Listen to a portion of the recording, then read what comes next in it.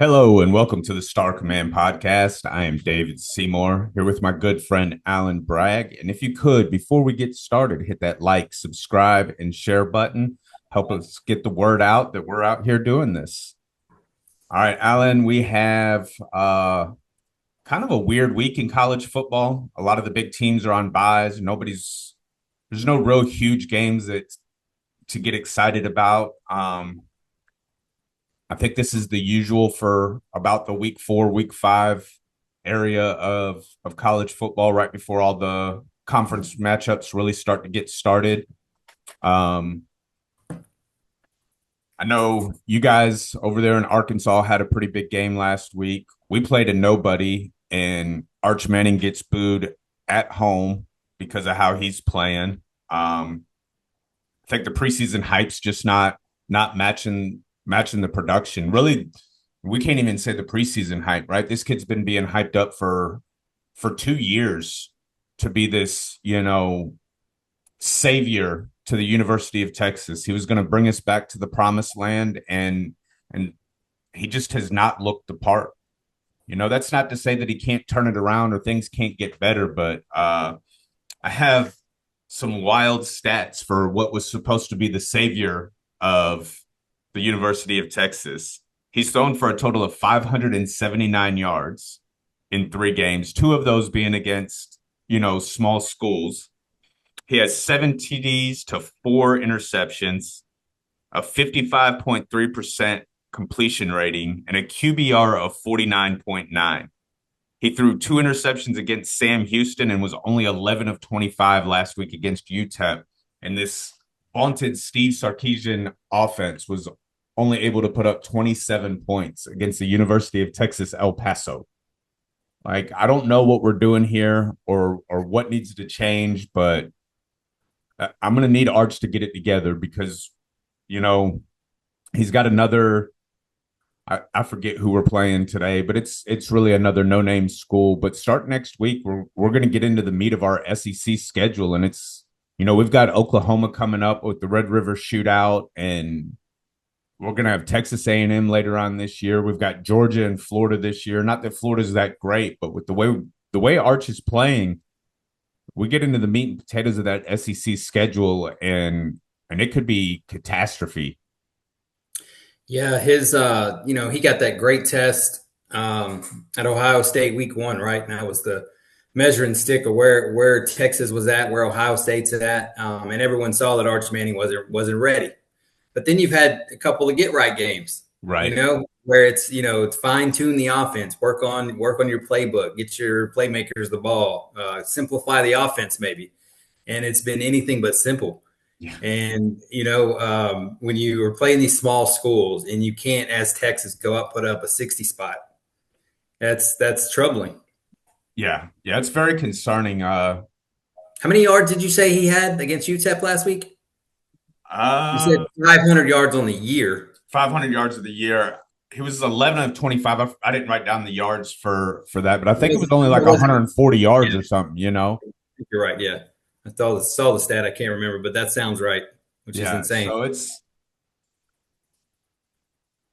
it's kind of hard to watch right now. And to be honest with you, as much as I want to get on here and just condemn the kid, he's still a kid for one, and I know he can turn it around, and I'm sure he will. But it is disheartening, and to be honest, it's hard to watch, and I feel for him. That's the words I'm looking for, right? Is I feel for him because he had all of this preseason hype. Everybody's looking at him to be the savior, and he's not performing. So now he's getting booed at home, and I can only imagine for a young kid like that, what that does to the psyche. It's not helping anything, that's for sure. And I heard a lot of the big talking heads on the radios this week talking about maybe he has a case of the yips. Come to find out, it's an actual medical condition that the Mayo Clinic studies. And they usually, contribute it to like golfers, like short arm putts and stuff, right? But the same thing can apply to a guy that's throwing the football or doing anything else for that matter. It's some kind of nervous. He's dirting balls. He's throwing the balls low to receivers, throwing them ahead, behind. I mean, he is. There's something off. His timing is off. I Correct. mean, he is literally dirt and balls, and he's either he's working too fast or he's working too something's going on, and Yeah. which is why these last few weeks have been a chance to really simplify this offense and either lean on your running game and work on Which is play what they action. which is what they did last week, right? They leaned on the running game. I mean, 11 to 25, he didn't throw the ball a ton. And then when he did, obviously when he did throw it, he wasn't very accurate with it. So he did have 51 yards rushing and a couple rushing touchdowns last week. So, and maybe that's what they have to do, right? Maybe that's what Texas has to do is implement his legs more and maybe go old school and create more of an option wishbone type offense and just get him some confidence in running the ball. And maybe that confidence, because all the highlights that I saw of him from high school, he was throwing the ball on the run, right? He was moving around, getting free. And so maybe that's what they need to do. Maybe Steve Sarkisian needs to go to a simpler run option type offense and get this kid some confidence that he can play this game, because right now I don't think he has the confidence that he can play college football anymore. Well, you remember, you've seen the highlights. He was running against kids that were smaller than us, and I mean, literally had linemen chasing him that were waddling. So some of Yeah. those highlights were a joke. He did look good, of course. Right. Um, but you're right about the hype. The not only is he at the University of Texas, and then he's an SEC quarterback now. He's been there sitting for 2 years. But the last name Manning has all the cameras. Everyone without seeing him, be the leader of a college football team yet had already put him as the Heisman favorite. Yeah. Because of the Manning name, and there comes a lot with that, and we'll see what happens. We'll see. I mean, you guys, luckily, he's got a great talent. So everywhere he looks, there's talent. Yeah. So He's got plenty of it. So yeah, he can just figure out how to distribute the ball. Just be a distributor. Get the athletes the ball. Let the playmakers do their thing. But you're yeah. right. You're about to start playing SEC defenses, and that's what you saw week 1. Right.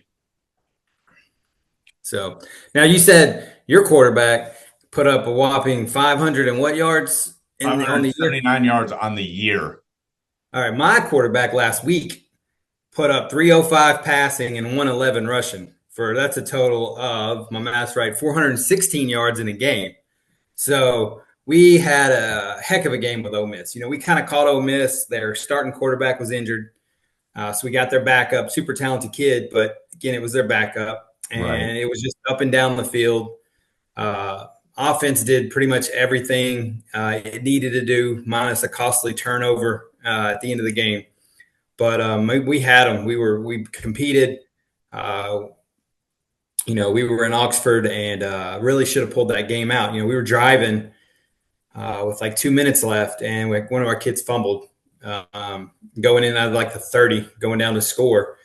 And we were just moving. They couldn't stop us. And so that was very disappointing because, it's one of those things like who gets the ball last. Our defense really couldn't stop. Again, the final score was 41-35. But I really think if we don't fumble, we're taking that in and getting a huge victory, because with the SEC schedule, the teams we're going to be facing, and the type of talent we have, those are the games we have to win. I mean, if you're talking about getting to 8-9 wins, that's a must win. Most definitely. And it didn't happen. So it's very frustrating, but loving what my quarterback's doing. He's really playing well. I'm surprised when the new Heisman top 10 came, or I think it wasn't top 10, maybe it was top 8. He wasn't in there, which is surprising because his numbers on the year are amazing. Let's see if I can look up exactly what.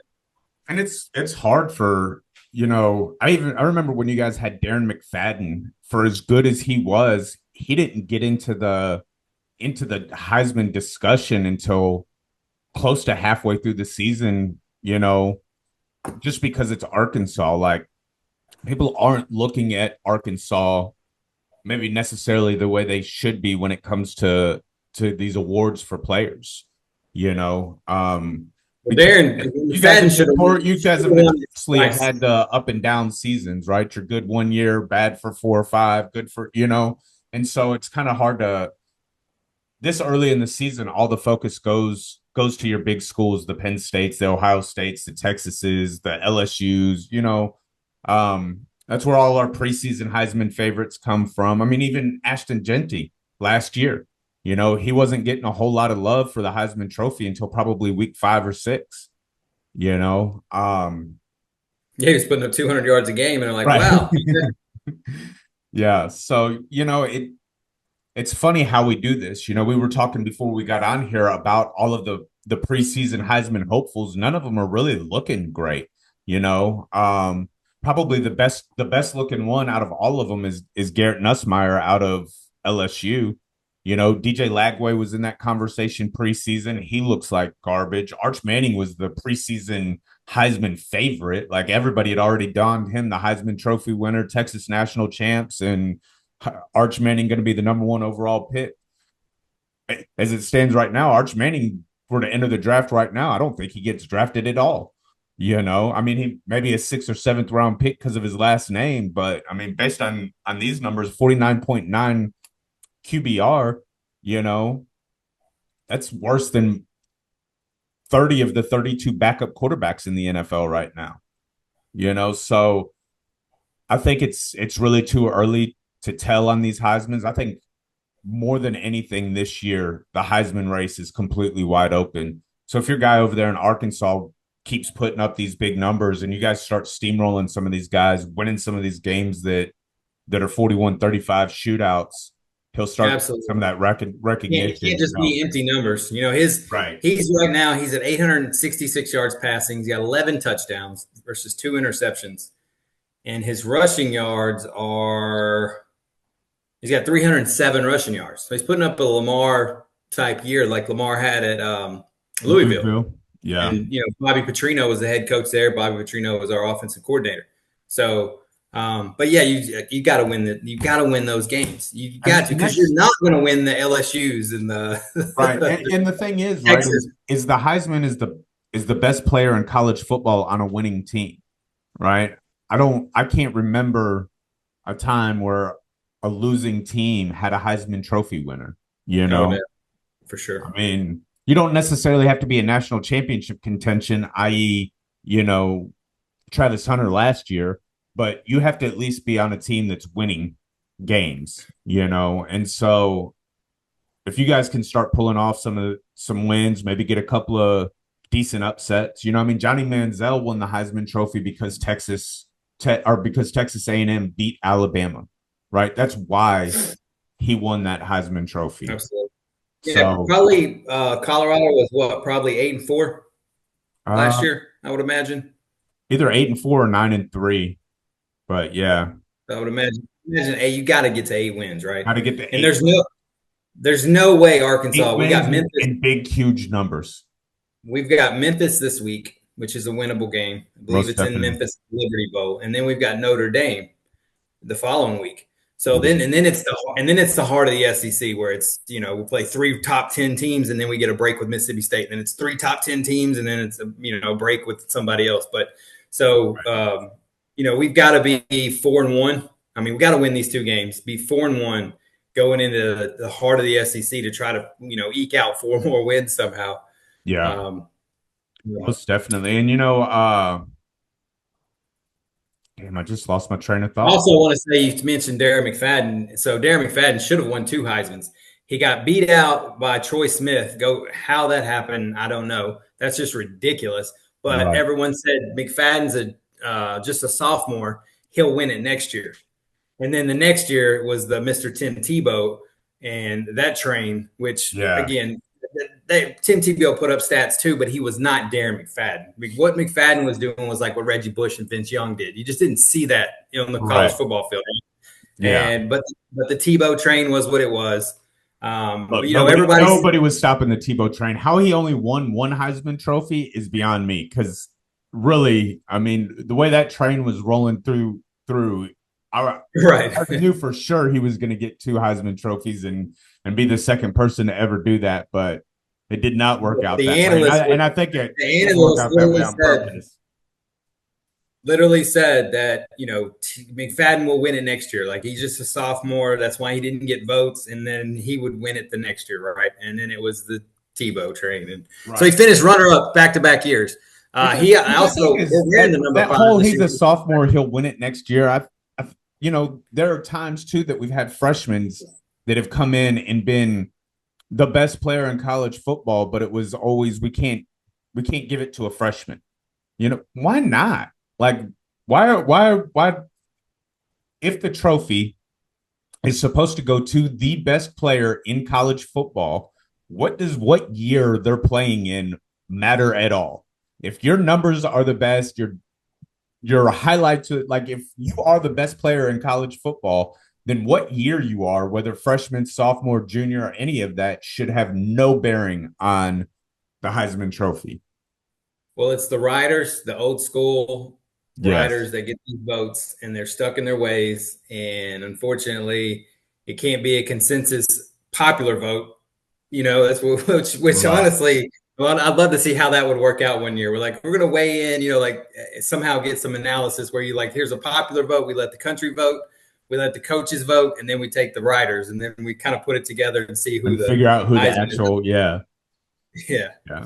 About time to take some of those votes away and give them to some younger guys. Because like this year, like you said, I mean, I think I'd like to see where the Penn State quarterback is right now on the Heisman watch because he was up there and they're Yeah. rolling. Yeah, they But are. I really, So they have a big game next week, and that'll really determine his status for the Heisman Trophy because they're playing Oregon next week. So, you know, and that's the thing with him and Penn State in general is their inability to win the big games, right? They always beat who they're supposed to beat, but when it comes crunch time in the big games, the Ohio States, the Oregons, the playoff games, he really struggles. So if he's able to put those struggles behind him and they're able to beat Oregon, that's going to go a long way for his Heisman hype. absolutely. What do you think about what's happening down in the I guess it'd be Death Valley East Coast, Yeah, Clemson? Clemson, South Carolina. Yeah. Ooh, look, Dabo was fired up this week. So they get upset by Georgia Tech, which is obviously a big deal, right? Clemson had a lot of returning players. Dabo dabbles into the transfer portal big time for the first time this season. Um, and there was a preseason hype for them to make the playoff and possibly win a national title, right? They've got a veteran Yeah, quarterback. they were the Darlings. They were Darling picked by many talking heads. Right. So, Cade Klubnik, returning quarterback, he's got a chance to be a top 5 draft pick next year. Really good quarterback, really good defense. Dabo's, obviously been a great coach. And they get upset by Georgia Tech, and people are clamoring that maybe the Dabo era is over. And he went smooth off. You know, I and rightfully so, right? Clemson was a no-name program until Dabo Sweeney showed up, right? They were never a national championship contention. They've been to 4 since he's been there. They're 2-2 in the national title. They win 10 games a year. They're always in the ACC title game, right? Every year. And so, rightfully so. But he said he's just getting started coaching. He just now qualifies to be a head coach. So if they want to fire him, go ahead. He'll go somewhere else. He also threw his age out there. He's 54 years old. Yeah. He's like, I'm only 55. I'm just getting started. I got plenty of time left. Go ahead. Yeah. Go ahead and fire me.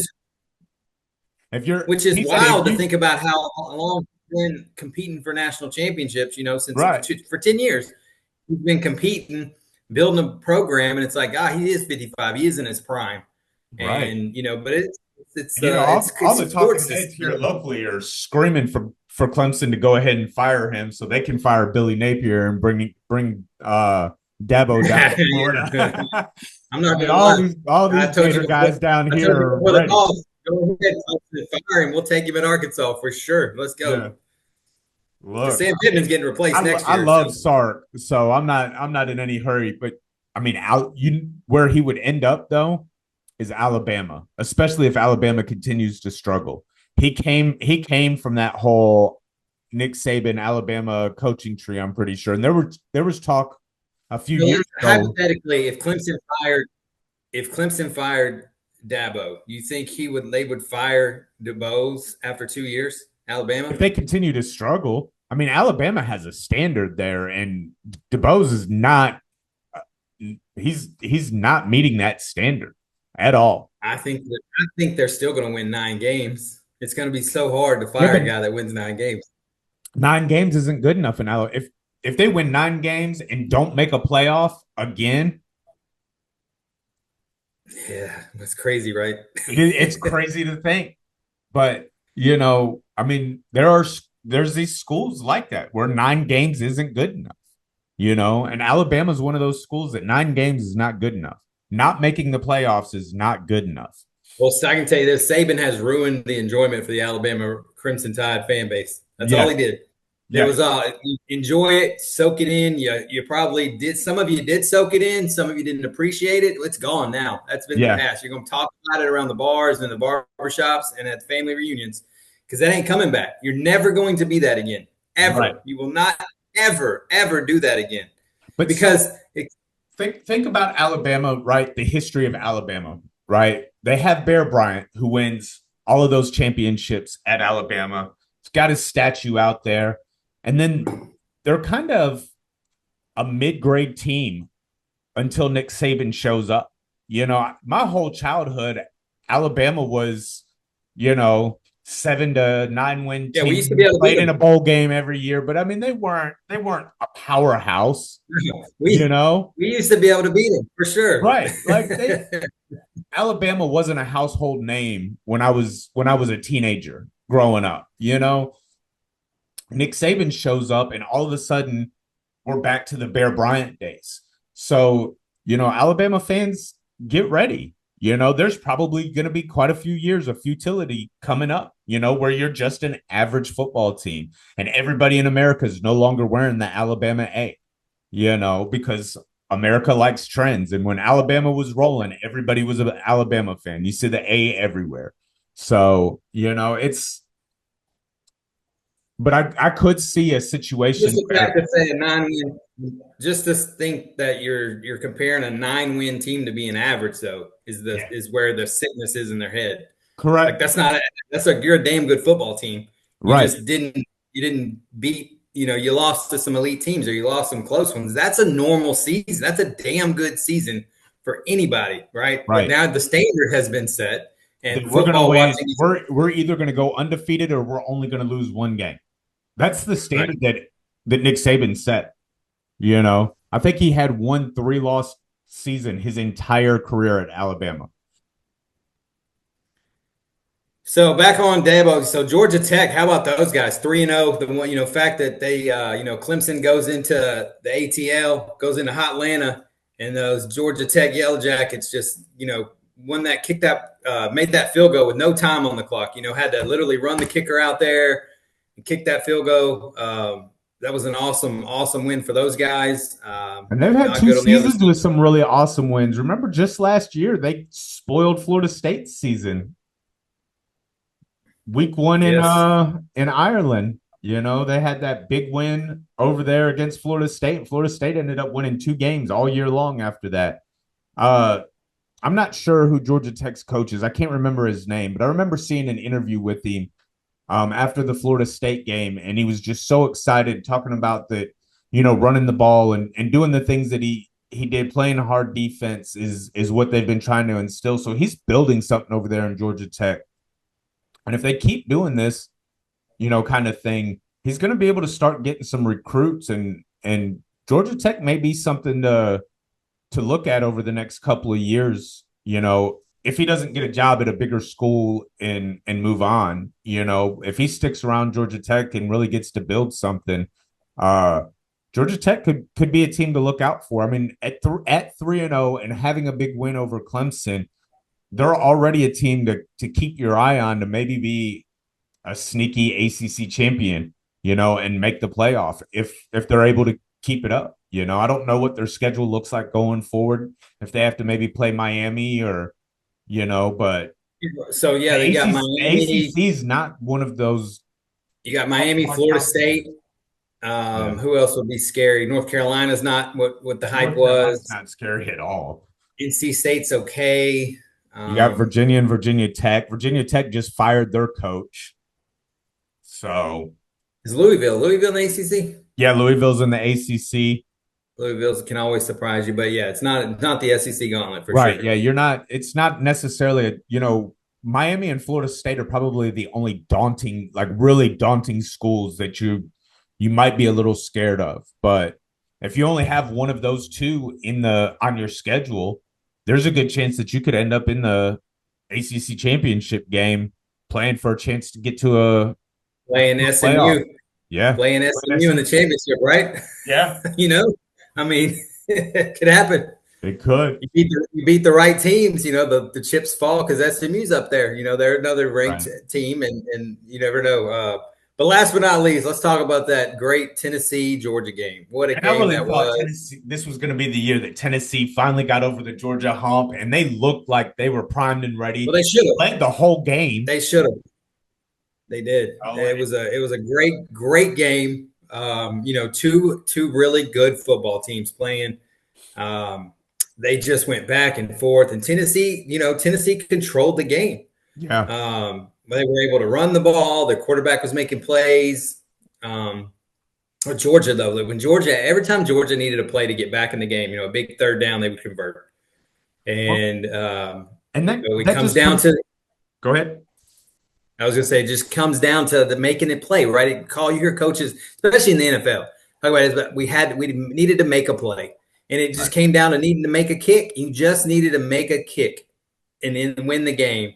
And now I don't like how Tennessee set the kick up. They kind of got conservative, and they could have, instead of trying to keep going towards the end zone, getting closer, they kind of said, okay, we're close enough. And then they took a sack. I think they might have even got a penalty, which kind of pushed them back a little bit farther. They got backed up a little bit.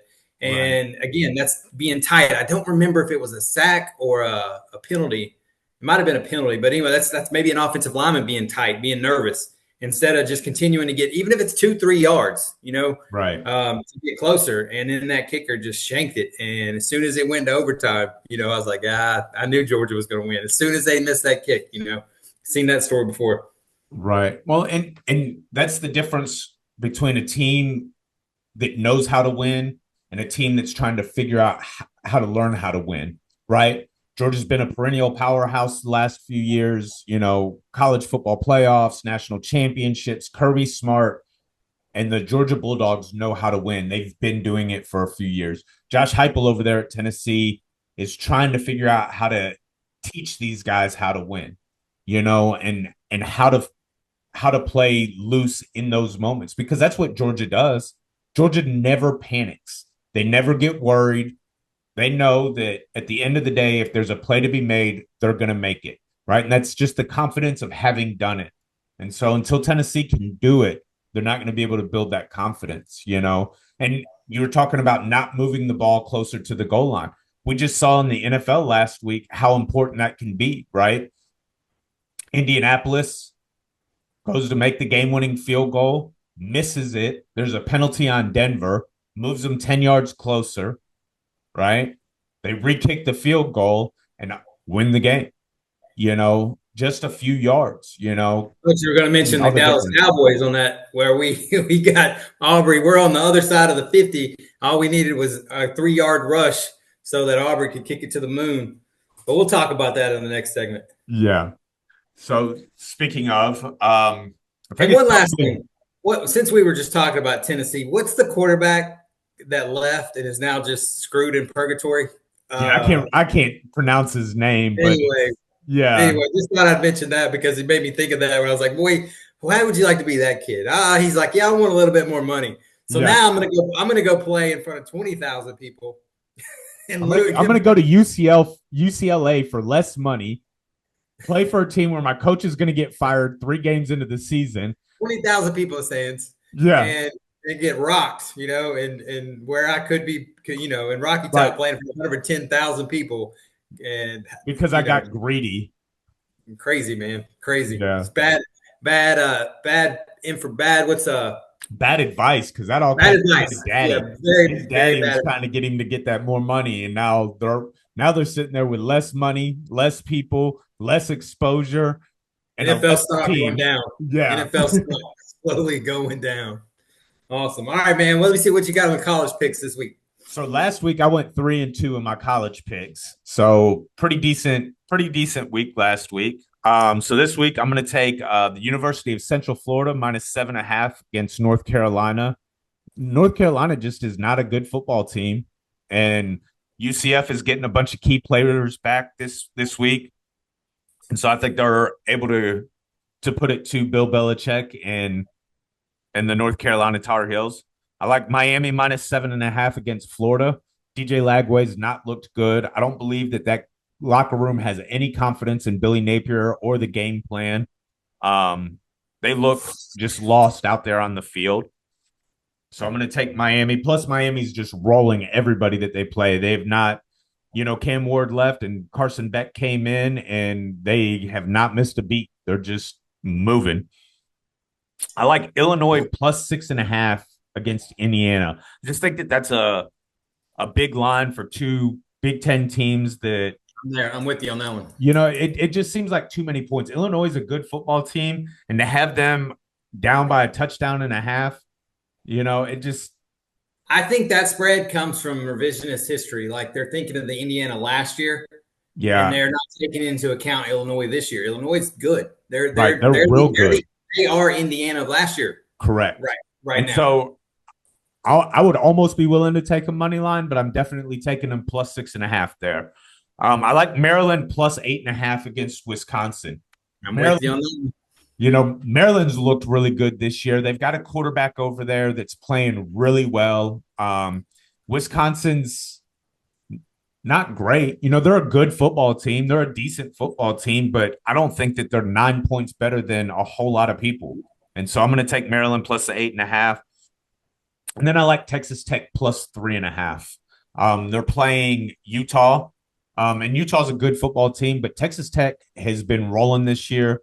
They spent a lot of money. They have one booster over there that is just throwing money at the program. Now that it's legal, now that we don't have to do it in the bag and worry about, possible jail time for doing this kind of stuff. They have a booster out there that's thrown like over $20 or $30 million at Texas Tech to try to get some players. And so far early in the season, it looks like it's worked. So I'm going to take them boys at Lubbock +3.5 against Utah. I think that'll. And honestly, in all honesty, I think that and the Indiana-Illinois game are probably going to be the best games of the day. So who was your first pick before Miami? UCF -7.5 against North Carolina. Gotcha. Awesome. So you got UCF, Miami, Illinois, Texas Tech, and Maryland? Yep. Cool. Well, I'm definitely with you on the Maryland and the Illinois picks. Love for everything you said. Maryland, Illinois, so good picks there. I like Toledo -13.5 versus Western Michigan. I think Toledo's played some top-notch teams this year, so they're battle-tested. I think that they can win by 2 touchdowns today. Ole Miss -12.5 versus Tulane.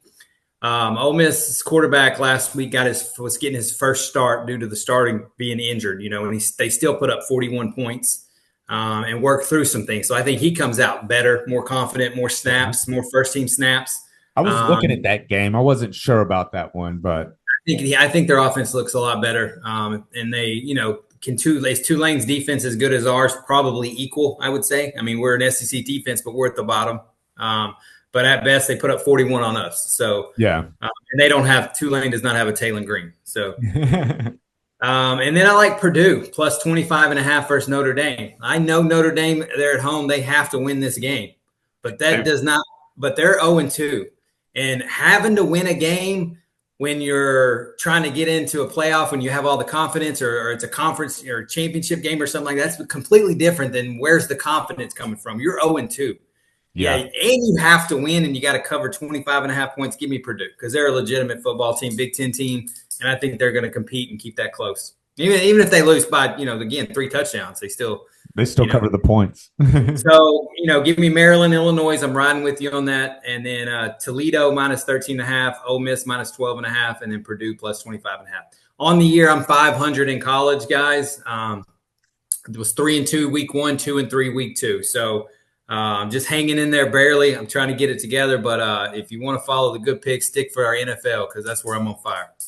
All right. Speaking of NFL, let's go ahead and get into it. We had a tough loss on Thursday night You want to do football. our picks first on this one? Do our picks first? Yeah, let's roll with the picks right now. So since we're doing picks, let's do it. I'll go first. So last week I went 6-7, and the week before that I was 4-5, which means I'm 10-12 so far. So NFL seems to be clicking right now. Would have won a lot of money last week if my Dallas Cowboys wouldn't have whatever they did with the Giants, whatever that was. We won the game, but we didn't cover the 5 points. And that's my bad. I shouldn't bet on my own team. Also should have took a money line. But, man, I had some – I would have won a lot of money with these. I had 7 teams on parlays, and then some I had 5. But I had Dallas in all of them. And that because I just thought, like we talk about, the Giants are our medicine. And that's our get right, and we didn't get right. I mean, we got okay. It was fun. It was a hell of a fun game as a fan. It was. But anyway, all that being said, let me keep it rolling this week. I got Jacksonville minus 1.5 versus Houston Texans. I just think that they're just a better team. They're a field goal team better than Houston right now. Right. I like their offense and what they're doing. I like Indy money line. I think that they're -4. I can't remember who they're playing. Do you know who Indy's playing? Let's see. They are playing. Oh, Tennessee. Playing Tennessee, but it's at Tennessee. And here's the thing, like even with the Dallas game, Dallas is playing at Chicago. There's not a lot of teams that go 0-3 in the NFL. Right. You don't think are the Chiefs going to be the team that goes 0-3? Is it the Bears? Is it the Titans? It's not that many teams that are 0-3, right? 0-4. It's a mediocre league. It is what it is. And so I just think that these teams that are 0-2, somebody's going to get a win. The Jets, all these teams that are competing, Carolina, there's just a couple of them are going to win. So that's why I take that one money line. Even though Indy's the better team, there's not a lot of teams going 3. So give me Indy money line. The Chargers -2.5. They're playing Denver. Expect that to be a battle, but I just think at this point I trust Justin Herbert at home. I'm with you on that one to get the victory, and I've got them at -2.5 right now. I put it in early, or no. Anyway, it looks like it's 3 now, but I had them at 2.5. Giants +6. Playing the Chiefs, they're playing at home. They're playing at home. I'm with you on that one, but I like it. I think that they are just there. What are the Chiefs going to do? They're going to just all of a sudden have everything click and they got guys coming off the IR and they're just going to have weapons now? No, they're going to struggle and win a close game, probably. Right? Yeah. That's probably what's going to happen. They're because they know how to win games late. So they win the game by 3, 4, 5 points. But the Giants are going to compete. Right. And the other thing, so the Giants have a staunch defense. So you're not going to just, kill them. And, Kansas City's biggest struggle the last couple of years has been their offense. And the one thing that they've been great at for the last 2 or 3 years is letting bad teams stick around. They've won a lot of last-second games, scored last-second points or had a missed field goal in the last minutes to win games that they should have really blown people out. I'm all over that New York Giants +6 pick with you. Nice. And then I've got the Packers and the Browns over 41.5. I told you guys last week the Ravens and the Browns over, and they flew by that. I like this over too because even if the Browns can just put up 17, I need my Packers just to get to 28. I need them to just do their thing, and which I think they will. So that's Jacksonville -1.5, Indy money line, Chargers -2.5, Giants +6. And then Packers Browns over 41.5. And we'll see if we can't go 5 for 5 this week. A lot of tough games though. It's as you know, the more data that Vegas gets, the spreads get dead nuts, man. It's crazy how close they get. They really do. And so I have Green Bay -8 at Cleveland.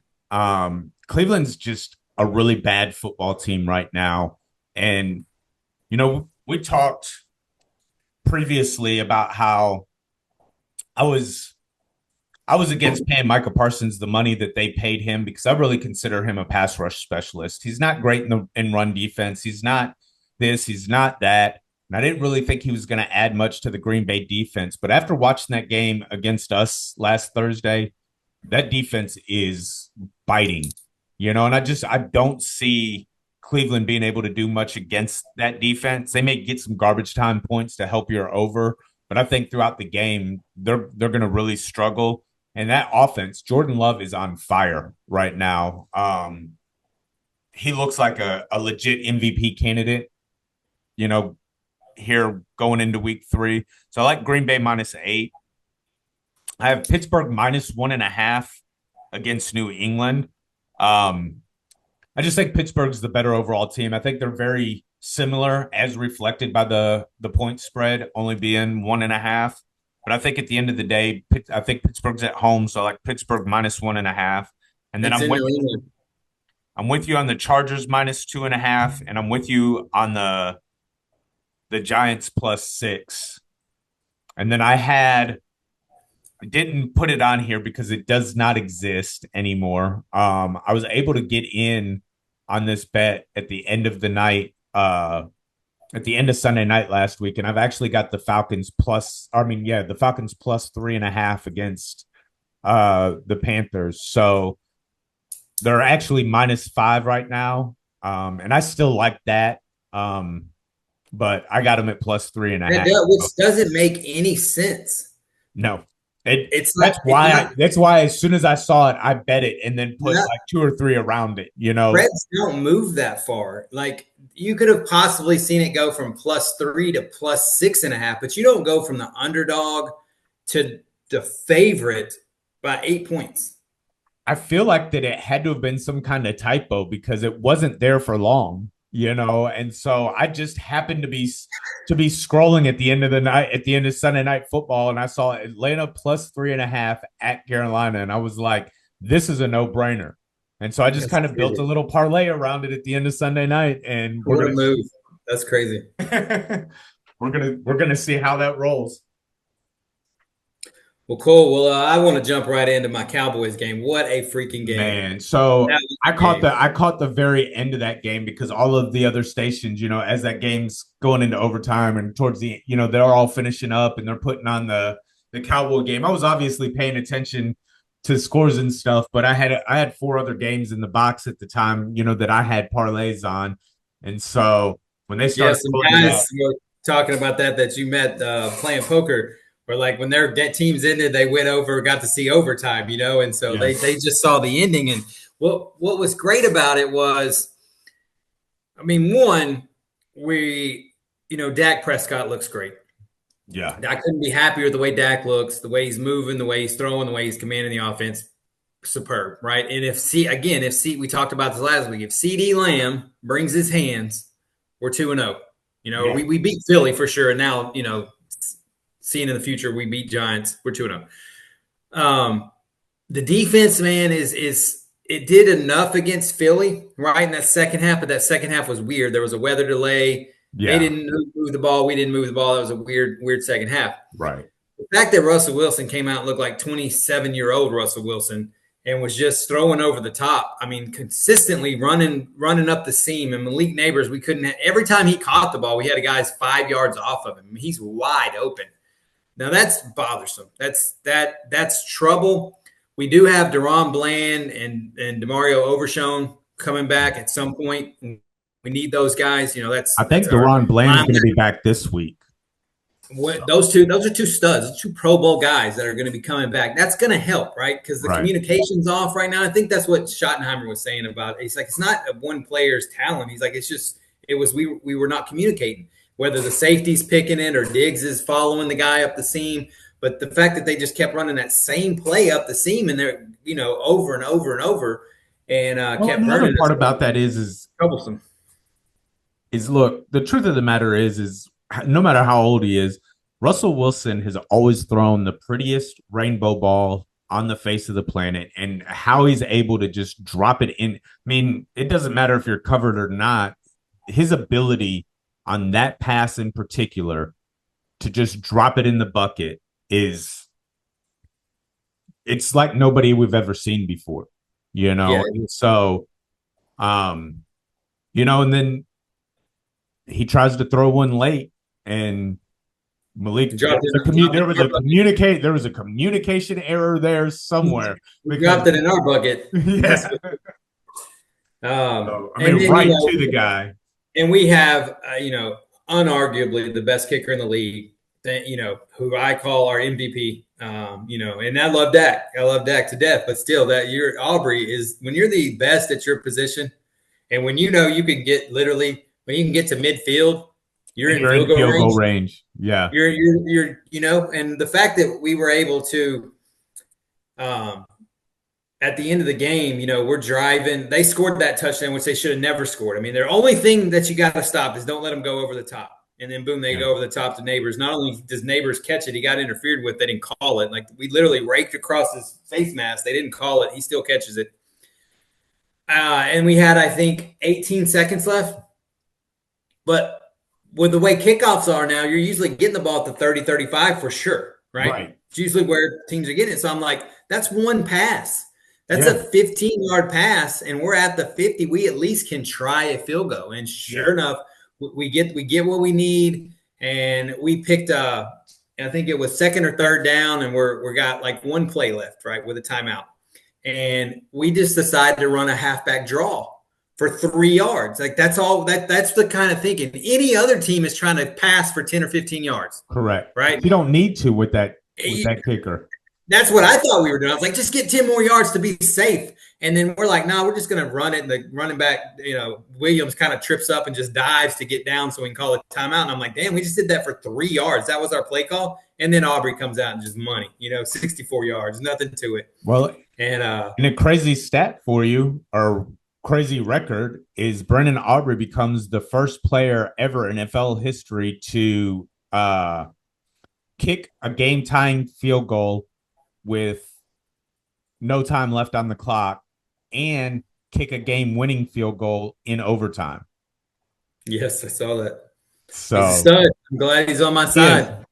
He is. And, okay, so we were talking about the 0-2 teams. Another one, Chicago. We play in Chicago this week. There's another 0-2. Or, all these teams aren't going to be 0-3.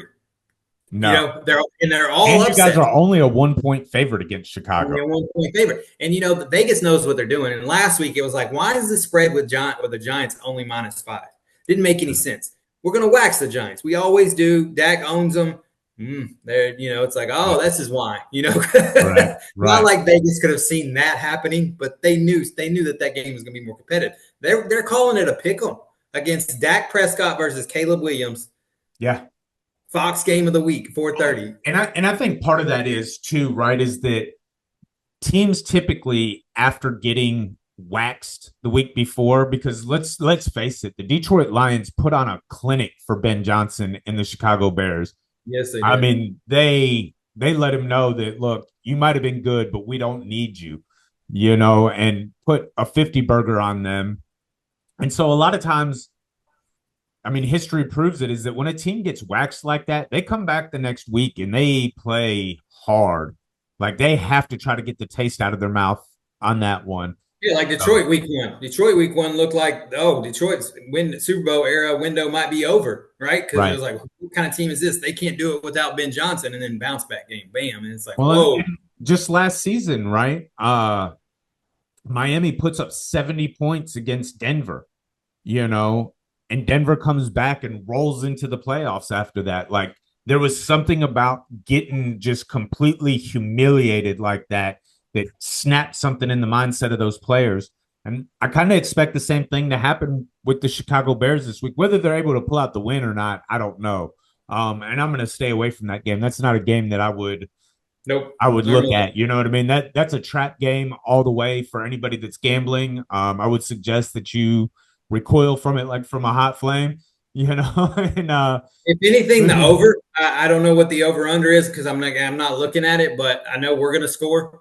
And then I've seen our defense this year Caleb's probably going to be able to make some plays, but I've also seen Caleb not. I mean, Caleb, I know that the Bears are going to score on their first 2 offensive possessions Right. because He's Ben Johnson great while they're on script. Yeah. Yeah. As long as we can play these scripted play. Like, I don't know if Ben Johnson can figure out a way to script the entire game. I know that's kind of counterintuitive.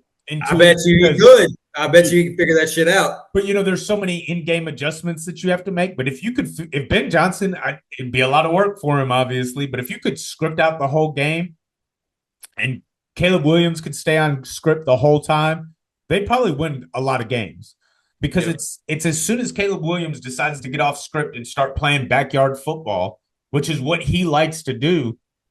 And you can't do that in the NFL. It's not good when he does that. So, and, we've got a game against the Raiders this week. We're starting a backup quarterback. Jaden Daniels is dealing with a MCL sprain.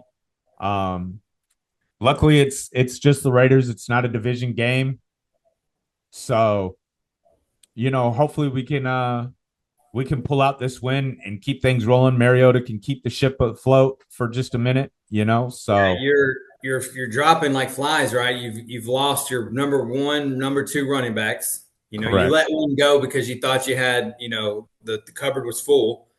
And then you lost your 3rd running back, Jaden Daniels. That's your 1, 2, 3. You've lost Ryan Robinson's going, Eckler's out, and then Jaden Daniels is your 3rd best running back for sure. And I feel bad for Eckler. What's his injury?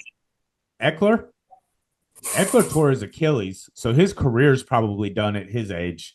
For sure. What's Jaden Daniels' injury? I think it was I know it's a sprained knee, but I'm pretty sure it's a MCL that he sprained.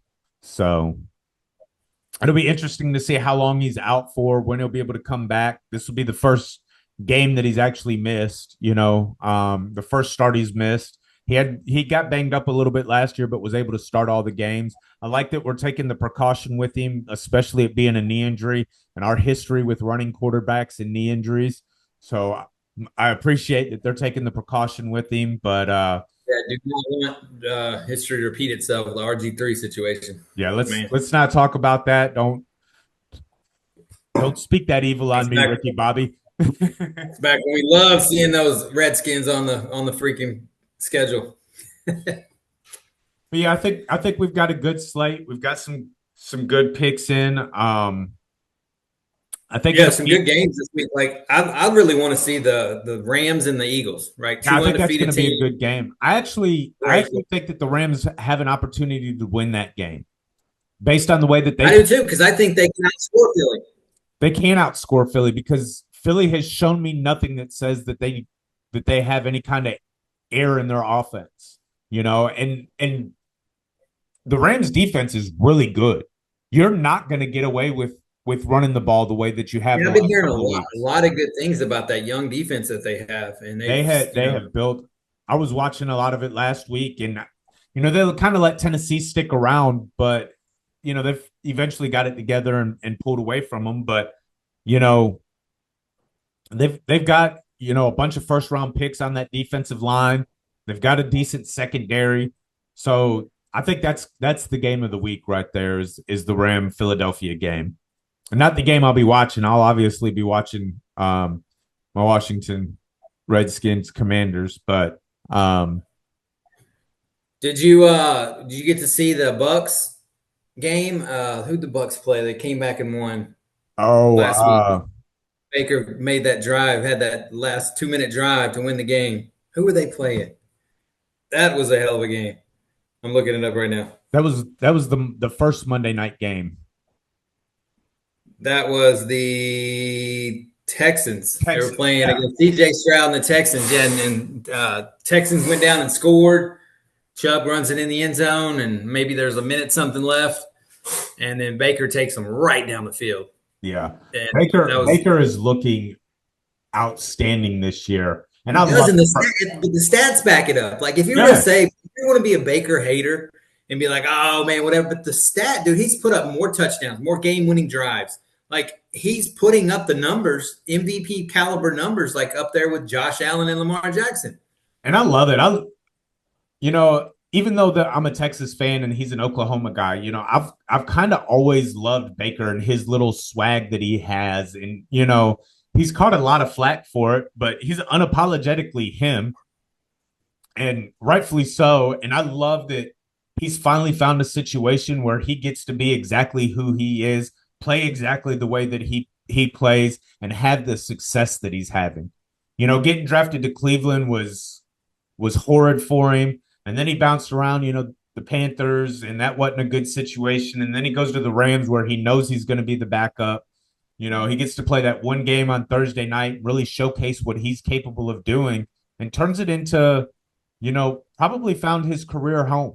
You know, Oh, for he'll sure. probably retire a Tampa Bay Let's just Buccaneer. And let's just hope that they can keep him upright and through this because they've lost 5 offensive linemen now. yeah, They don't have an offensive line at this point, and he's going to get Godwin back. Some of these Emeka guys, Buka's a stud. he's a stud. He still has Evans. He's got 2 running backs, but at the same time, they have no offensive line right now, so they're going to Yeah, struggle these next few weeks. And this is where Baker's a playmaker. Baker ain't a I'm going to dump it off like I'm going to dump it. Baker's not a right, dump. right. No, yeah, for He'll sure. stand in there. Baker's going to scramble. And he's going to be these next 2 to 3 weeks are going to be very important that they keep him upright and healthy to where everybody can come back. And I don't know what they're going to do offensive line wise because they've lost a couple guys for the year. Right. But they're just mixing and matching.